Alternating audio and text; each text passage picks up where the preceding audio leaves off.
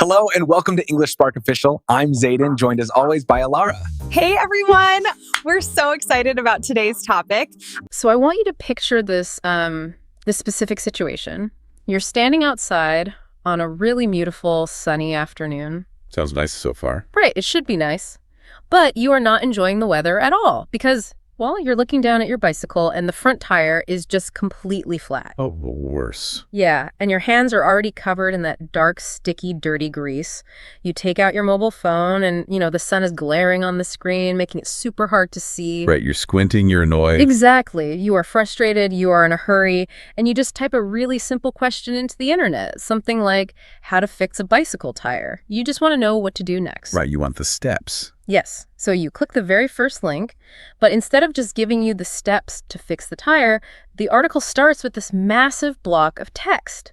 It says something like, the bicycle was invented in the 1800s, and early tires used to be made of solid rubber. Oh, wow. Yeah. Yeah, that is not what you need in that moment. Not at all. You're standing there, grease on your hands, and you're just thinking, I do not care about the history of bicycles. I just want to fix my tire right now. It's just a feeling of total friction, isn't it? I mean, you have a problem, you ask for a simple solution, and the internet gave you a history lesson instead. Yeah, and that frustration, that exact moment of friction, that is actually what the world's smartest computers and search algorithms are actively trying to eliminate. They really don't want you to feel that way. No, they don't. And that's exactly what we're getting into today. We are looking at this fascinating guide from a company called English Spark Official. Right. It's basically a blueprint, like a master plan. It's called Direct Answer Secrets, ranking #1 for English queries. Yeah, and we're going to explore exactly how these modern search engines evaluate information, like how they decide what's good, and how you can make sure that your writing, your answers, are the very first ones people see. Which means your answer is like, sitting right on the front desk of the library, open to the exact right page. Exactly. We're going to look at the machinery behind the internet. We'll explore the psychology of the person who's searching, and the pretty strict rules the search engine uses to decide if your answer is actually helpful or just useless. And since this specific blueprint focuses on English queries, we have a clear mission for you, our listener. We know that you are focusing on learning English. Right. Maybe you're around the A2 or B1 level. Yep. So we are going to respect your time and your intelligence. We are going to use clear, simple, direct English throughout this entire deep dive. Absolutely. And if we do introduce a complex technical concept today, we won't just, throw it at you and move on. No, we'll stop and we will unpack what it means using real daily life examples. Because you're an adult learning a complex skill. So actually listen carefully to this. If you were taking notes today, write this first principle down. The absolute secret to winning the search engine game is clarity, not complexity. Clarity, not complexity. I love that. Being easy to understand is just fundamentally more powerful than sounding complicated. It really is. And that principle is basically the beating heart of the English Spark Official Blueprint. The algorithm, which is the computer program that runs the search engine, is constantly watching how humans react to complexity. It's watching us. Yeah, it really is. When humans get frustrated by complex writing, the algorithm takes notice. So if page 2 of the search result is practically a graveyard because, human beings are just too impatient to ever click next, what exactly does that impatient user need to see the very millisecond they open your page? Right. How do you stop them from leaving? Exactly. And to understand that, I think we need to look at the very beginning of the process. The blueprint focuses a lot on the word query. So let's build our foundation right there. What exactly is a query when we talk about search engines? Well, let's define the word carefully for our listener. A query, spelled Q-U-E-R-Y, is simply a question. Just a question or a word you type into a search engine. Like typing into Google? Exactly. But in the digital world, a query is actually a human desire translated into text. When you typed, how to fix a bicycle tire, you weren't just typing words. Right, I was typing a specific intent. I had a physical problem in the real world. Yes, and your query was the bridge to finding a solution. You were querying the massive database of the internet. You were asking it to search through billions of pages for you. And the blueprint tells us that our ultimate goal is to rank #1 for that specific query. Right. And just to be clear, when we say ranking, we mean the position or the order of the answers the search engine provides. It's like a race, right? If you rank #1, you win the gold medal. You are the very first answer the search engine shows. Exactly like a race. Actually, let's do a quick practice here for the listener. This is a great chance to practice your speaking. I want you to repeat after me out loud. Ready? I am searching for a query. We'll give you a second to say that. Good. Now try this one. Repeat after me. I want to rank number 1. Perfect. So, everyone wants to rank number 1. We hear this all the time. But I hear that and I think, surely being on page 2 or page 3 isn't a complete failure, right? I mean, you still get some traffic, right? You're still on the internet. People can still eventually find you. To understand why ranking number 1 is so incredibly critical, we have to look deeply at human behavior and how the algorithm actually measures that behavior. Think about your own physical reaction when you search for something. Okay, I type something in and hit enter. Right. And you look at the screen.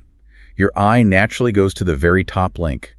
If that top link looks even slightly helpful, you click it because you trust the machine. That's true. You assume the search engine put the absolute best answer at the top. I mean, I rarely scroll down unless that first answer is just terrible. Exactly. And the statistics behind this are pretty staggering. The vast majority of people, sometimes over 90% depending on what they're looking for, never, ever click to page 2. Over 90%. Wow. Yeah. Page 2 is functionally invisible. But it actually goes deeper than just not being seen. The search engine is actively monitoring trust. What do you mean by monitoring trust? Well, if your website is ranked number 5, let's say, at the bottom of the first page, the algorithm watches to see how many people scroll right past you without clicking. Oh, I see. Every single time someone ignores your link, the algorithm takes a tiny note. It assumes your answer is not what the query demanded. So it's not just about being visible, it's really about survival. If you are not at the top, the machine literally assumes you are not relevant, and it just pushes you further and further down into the dark. Yes, exactly.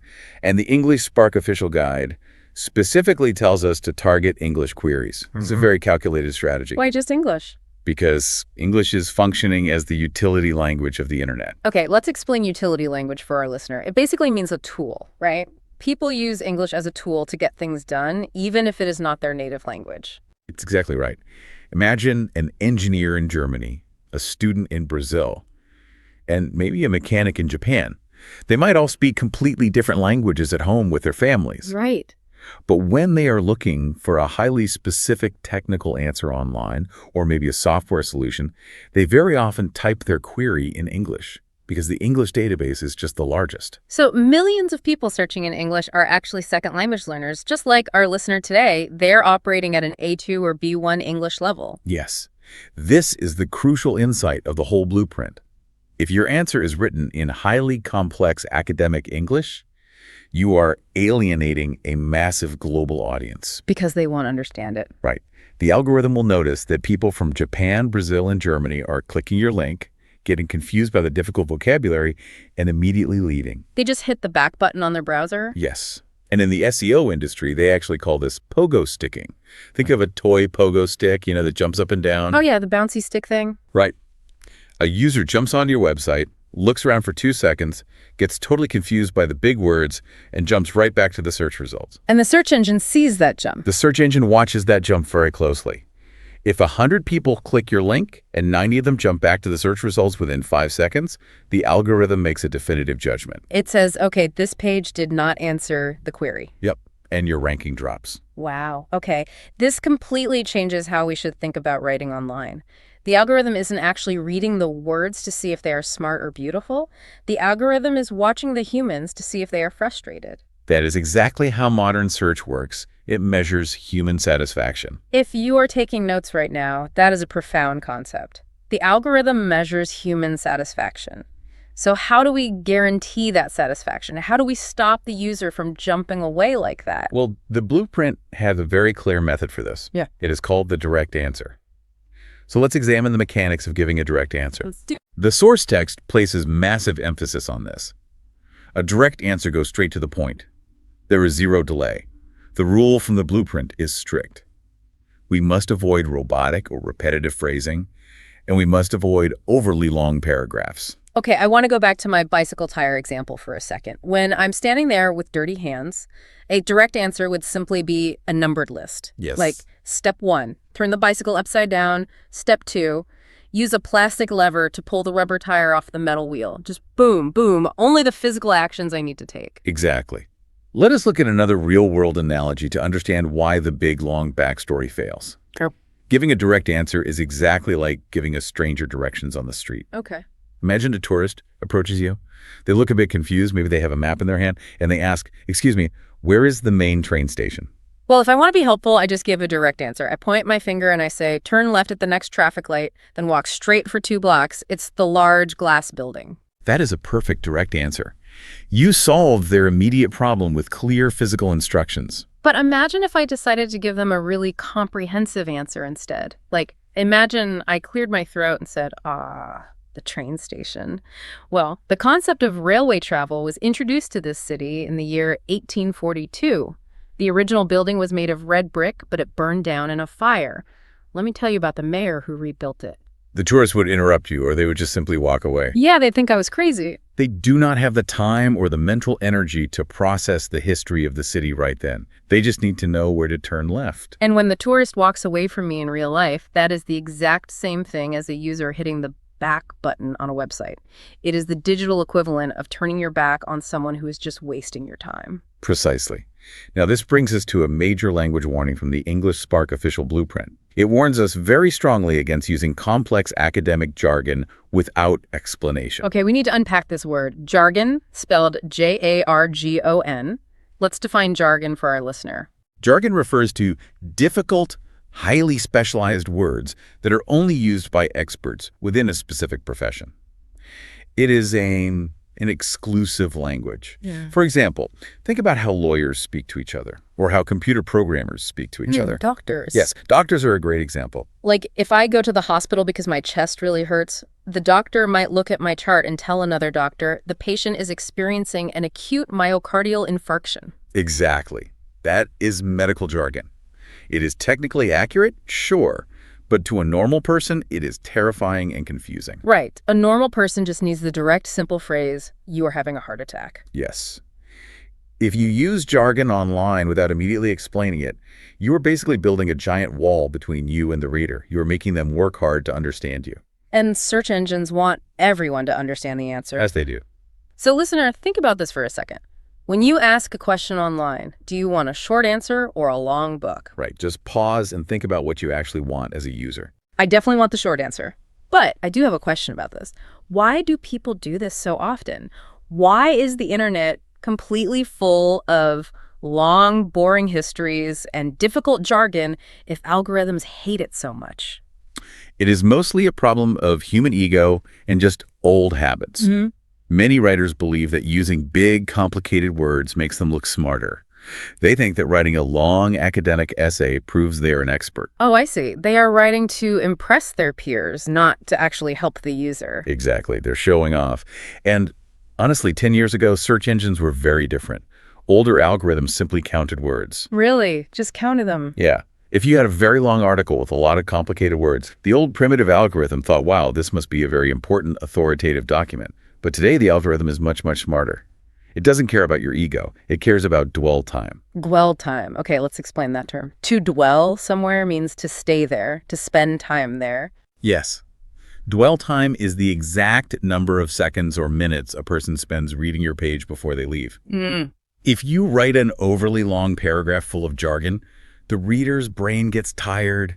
They experience cognitive fatigue. Then the brain gets tired, the finger clicks the back button. Exactly. And your dwell time is like 4 seconds. You fail. But if I write short, clear sentences like pointing the way to the train station, the reader relaxes. They understand it easily, so they keep reading. My dwell time goes up to maybe 2 minutes. Yes. And the algorithm sees a 2-minute dwell time and says, okay, we have a winner. You are capturing the exact mechanics of modern search ranking. The short, clear answer is not just a stylistic choice. It is an algorithmic necessity. It is. Okay, so listener, say it quietly to yourself. Start simple to increase dwell time. Start simple. But you know, I see a contradiction here. I see a conflict in the blueprint. Oh, what is the conflict? Well, the blueprint says we must be direct, short, and avoid long paragraphs. But the very same document also tells us we need to provide a deep dive explanation. Yes. It says our content must be comprehensive and detailed. How is that physically possible? How can a piece of writing be short and simple, but also be a deep, detailed explanation at the exact same time? It sounds like a total paradox, like the numbered list for the bicycle tire. Step 1, step 2. Yes. You satisfy their urgent need instantly. By doing this, you release their frustration. You essentially cure their anxiety. Now, they trust you. They know you are not going to waste their time. I get it. Because the panic of how do I fix this right now is gone. They know the answer's right there in front of them. Exactly. Now that they are relaxed and they trust you, they're willing to scroll down. So underneath that simple direct answer, you create a new section. This is where the deep dive actually begins. Here you start to explain the why and how. So underneath the bicycle steps, I might write a section called Why Bicycle Tires Go Flat, and I start talking about air pressure and rubber degradation. Yes. And as you move deeper into the article, you slowly, carefully introduce more complex vocabulary. You might move from A2 vocabulary down into B1 or B2 vocabulary. But, and this is the rule we discussed earlier, if you introduce a difficult word, you explain it in the very same sentence. Like we just did with the words progression or jargon, we introduce the complex idea, but we build a little bridge of simple words right next to it so the reader does not fall down. Exactly. You are managing their cognitive load. Cognitive load. That means how heavy the thinking feels in their brain, right? Yes.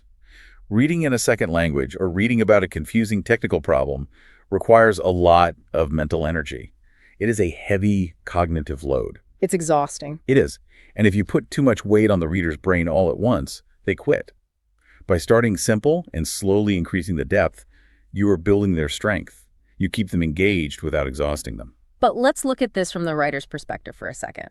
If I'm an expert in my field, say I am a senior software engineer writing a guide, and I start my article with extremely simple, basic English, aren't other engineers going to think I am not very smart? That's a huge fear for a lot of people. Right. Isn't there a risk that simplifying the language actually removes the authority of the text? Don't we need big words to look smart? That is a very common fear. But the data shows the exact opposite is true. We have to redefine what expertise really looks like online. Okay. True expertise is not the ability to memorize a dictionary of difficult terms. True expertise is the ability to take a highly complex system and explain it so clearly that a beginner can understand it. The ultimate mastery is simplicity. Think about the greatest teachers you have ever had in your life. Did they stand at the front of the room and use confusing words to make you feel stupid? No, definitely not. The best teachers were always the ones who noticed I was confused, stopped the lecture, and gave me a brilliant, simple analogy about everyday life that made the concept just click in my head. Precisely. When you use simple language and relatable real-life examples, like we're doing right now, you are signaling to the reader and to the algorithm that you have complete mastery over the topic. You understand it so well that you do not need to hide behind jargon. Exactly. A truly smart person makes a difficult topic feel friendly and approachable. That is incredibly encouraging for anyone writing online, especially if English is not your first language. You do not need to construct these massive, complicated sentences to prove your worth. You just need to be the clearest voice in the room. Clarity wins the internet. Start simple, build trust, and then go deep. Let's do another quick speaking exercise for our listener on this point. Good idea. Repeat after me. Start simple, then go deeper. We'll give you a moment to repeat that. Start simple, then go deeper. It's the ultimate formula. So we have the mechanical structure down. We have our direct answer at the top to stop the user from pogo sticking back to the search results. We have our gradual progression of difficulty to increase dwell time and manage cognitive load. Right. But the English Spark official blueprint has one final mandatory ingredient to make sure people actually enjoy reading or listening to our answer. It is a rule about the tone of our writing. This brings us to a really fascinating element of the modern digital landscape. The blueprint explicitly states that your content must be a natural, human-like conversation. It actually uses capital letters for that in the guide, right? Yes, it uses capital letters to drive the point home. It says your content must be not robotic, not textbook. It specifically commands us not to write like a textbook. It actually encourages things like interruptions, human reactions, and a light conversational tone. Yeah, and we need to analyze why a highly advanced computer algorithm even cares about human tone. Why do search engines, which are essentially giant mathematical calculators, want us to sound like a friendly human having a chat? It seems almost ironic. The machines are forcing us to be more human. It really does. But it is because the machines have studied millions of hours of human behavior. They've realized that in a world completely saturated with computers, artificial intelligence, automated responses, and cold data, the one thing humans want more than anything else is connection. They want empathy. Empathy, the ability to understand and share the feelings of another person. Exactly. When a user has a problem, like our flat bicycle tire, they are stressed. Right. A textbook does not have empathy. A textbook simply states the facts in a cold, neutral voice. But a natural conversational answer feels like another human being is reaching out and saying, I understand your problem. It is frustrating. Let's fix it together. Let's use an analogy to break down the difference between a textbook and a conversation. Imagine you were traveling to a new, confusing city. You have two options for finding your way around. Option 1 is a highly detailed, extremely accurate paper map. Which represents the textbook. Right.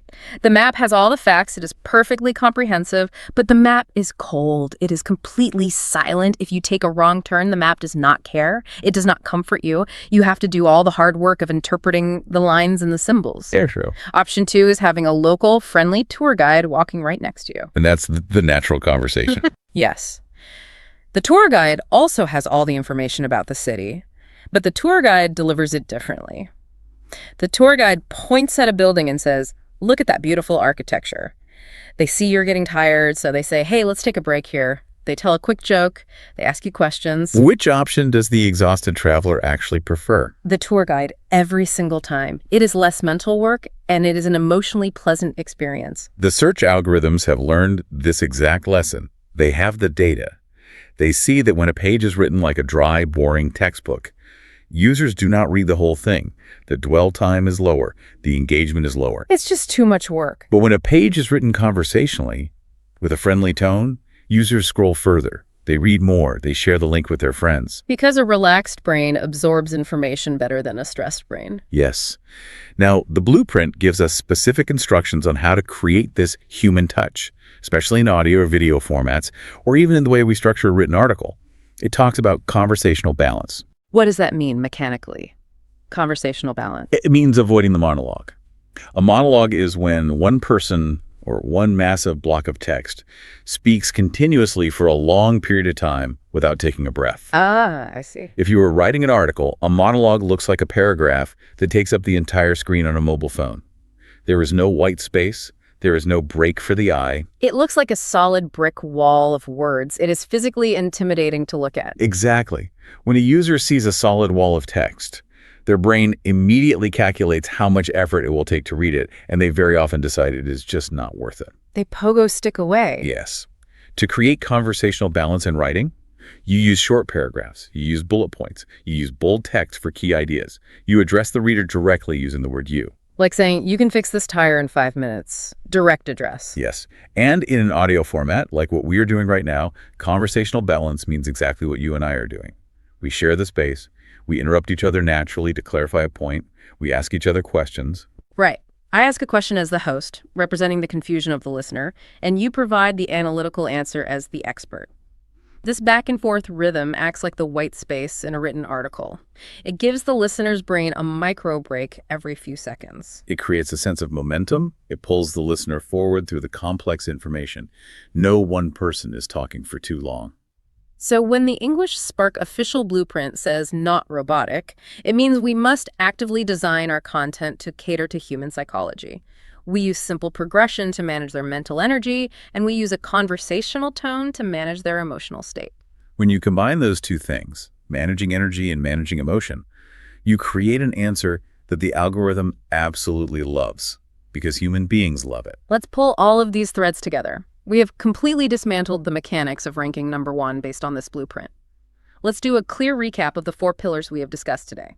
If you are listening and taking notes, these are the core takeaways in simple English. Pillar number 1, understand the query. A query is a search question. It is a problem waiting for a solution. And because the internet operates globally in English, you must write for an international audience. Pillar number 2, the direct answer. You must satisfy the immediate intent of the user instantly at the top of the page, straight to the point. Do not write a long history lesson. Point directly to the train station. If you do not, the user will leave and your ranking will die. Pillar number 3, Start simple and explain jargon. To rank number 1, start with simple words. Find that A2B2 sweet spot. If you use difficult jargon, explain it immediately to manage the reader's cognitive load. True authority comes from clarity, not confusion. And pillar number 4, the human touch. Always sound like a natural, friendly human, not a robot. Avoid the monologue. Break up your text. Act as a friendly tour guide, not a cold, unfeeling textbook map. Those 4 pillars form the complete strategy. Now, the English Spark Official Guide actually insists that learning requires practical application. So we have a challenge for you, our listener, a fun little practice assignment. Yes. The next time you encounter a problem in your daily life and you turn to an internet search engine for help, whether you are looking up a software fix, a recipe, or a mechanical issue, I want you to pause before you just blindly read the answer. Analyze the very first result that the algorithm provides. Look at that number 1 ranking page critically. Ask yourself 3 specific questions based on what we discussed today. First, look at the opening sentences. Did they give you a direct answer, or did they force you to scroll past a long introduction? Second, analyze the vocabulary. Is it filled with heavy jargon, or is the language surprisingly simple and direct? Did they start simple and go deep? And third, look at the physical layout of the words. Is it a solid wall of text, or is it broken up into short conversational pieces? Does it feel like a textbook or a tour guide? Once you start looking for these patterns, you will see them everywhere. You will realize that the best content on the internet is engineered specifically for human comfort. It really completely changes how you view the internet. You start seeing the structural matrix behind the words. Now, before we end our deep dive today, I want to leave you with a larger, perhaps more provocative thought to consider. Something that expands beyond just search engine optimization and builds on what we've learned. Oh, I am intrigued. What is your thought? Well, we just spent this entire time establishing that the most sophisticated algorithms in the world, the artificial intelligence that organizes all human knowledge, are actively rewarding simple, conversational, empathetic language. Yes. They are systematically punishing complex, academic, textbook-style writing because it creates friction. And the data clearly shows this shift is permanent. So, if the global digital infrastructure demands friendly clarity and rejects textbooks, what does this mean for the future of how humans learn everything? That's a big question. Think about universities, schools, and professional training 10 or 20 years from now. Will traditional, dense academic textbooks become completely obsolete? Will the entire education system have to abandon the old, complex way of speaking and replace it entirely with conversational, direct, empathetic learning? It is a profound question about the evolution of knowledge. If a student can learn a complex concept from a conversational digital guide in 5 minutes, why would they tolerate a dense, frustrating textbook that takes 3 hours to say the exact same thing? Exactly. We might be watching the death of academic jargon entirely. Will textbooks eventually disappear completely, replaced by friendly, direct answers? Imagine a world where every difficult subject, from quantum physics to advanced medicine, is taught by a friendly, empathetic digital tour guide instead of a dusty, silent map. I think that is a fascinating future to prepare for. It really is. Well, you have done incredibly well today, listener. Processing the mechanics of algorithms while practicing your English is a heavy cognitive load, but you are mastering both the language and the digital landscape simultaneously. Your English is improving with every single deep dive. Definitely. Remember that building your English vocabulary is a slow progression, just like building a deep dive article. Focus on clarity first. Keep analyzing the structures you see online and trust that simple, direct communication is the most powerful tool you have. Absolutely. If you found today's exploration helpful, please remember to subscribe and keep actively practicing these concepts. Join us next time as we continue to unpack the fascinating systems that shape our world. Thank you for listening, and we will see you on the next deep dive.